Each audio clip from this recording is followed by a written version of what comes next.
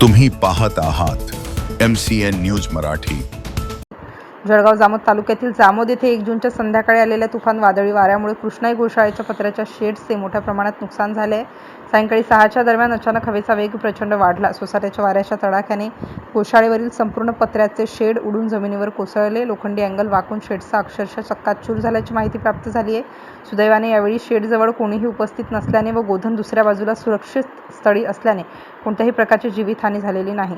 गोशाळेवर पावसाळ्यापूर्वीच हे मोठे संकट आले असून पावसापासून गोधनाच्या संरक्षणासाठी शेडची तातडीने दुरुस्ती करणे आवश्यक असल्याने अंदाजे 2 ते 3 लाख रुपयांचे आर्थिक तरतूद करण्याचे मोठे आव्हान गोशाळा व्यवस्थापनासमोर उभे राहिले आहे। MCN न्यूज मराठीकरिता गजानन सोनटक्के, जामोद।